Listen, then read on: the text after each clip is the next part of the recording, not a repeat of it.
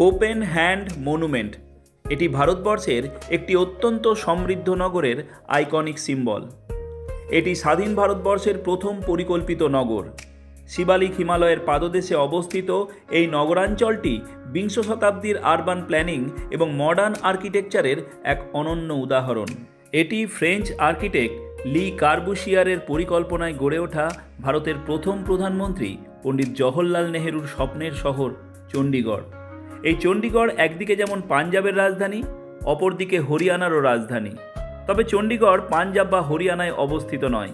চণ্ডীগড় নিজেই ভারতবর্ষের একটি ইউনিয়ন টেরিটরি বা কেন্দ্রশাসিত অঞ্চল, যা পাঞ্জাব এবং হরিয়ানার সীমান্তবর্তী অঞ্চলে অবস্থিত। কিন্তু কেন এত জটিলতা? দুটি রাজ্যের রাজধানী, তা আবার একটি কেন্দ্রশাসিত অঞ্চল, কেন? এর পেছনের মূল কারণটা কি? 15ই আগস্ট 1947 ভারতবর্ষ স্বাধীনতা অর্জন করে এবং সেই সাথে দেশভাগের কারণে পাঞ্জাব দ্বিখণ্ডিত হয়। পূর্বতন পাঞ্জাব প্রদেশের রাজধানী ছিল লাহোর, যা পাকিস্তানের অন্তর্ভুক্ত হয়। ফলে ভারতীয় ভূখণ্ডে অবস্থিত পাঞ্জাব প্রদেশের জন্য প্রয়োজন দেখা দেয় এক নতুন রাজধানীর।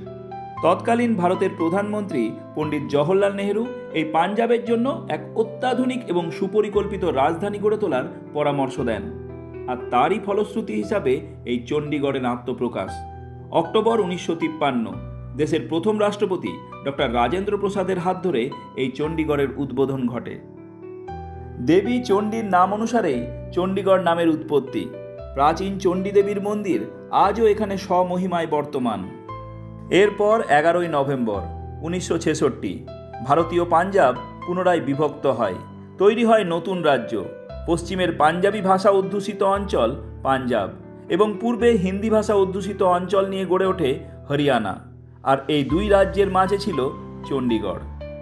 এ অবস্থায় উভয় রাজ্যই তাদের রাজধানী হিসাবে চণ্ডীগড়ের দাবি তোলে। ভারত সরকার এই সমস্যার সমাধানে চণ্ডীগড়কে ভারতের একটি ইউনিয়ন টেরিটরি বা কেন্দ্রশাসিত অঞ্চলের মর্যাদা দেয়।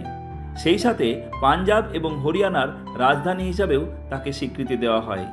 পাঞ্জাবের গভর্নর বা রাজ্যপালই চণ্ডীগড়ের প্রশাসক বা অ্যাডমিনিস্ট্রেটরের ভূমিকা পালন করেন। তবে তাকে এ বিষয়ে সাহায্যের জন্য একজন আইএএস অফিসারকে অ্যাডভাইজার হিসাবে নিযুক্ত করা হয়। লি কার্বুশিয়ারের পরিকল্পিত এই চণ্ডীগড় বিংশ শতাব্দীর ভারতীয় নগর পরিকল্পনার উৎকৃষ্টতম উদাহরণ।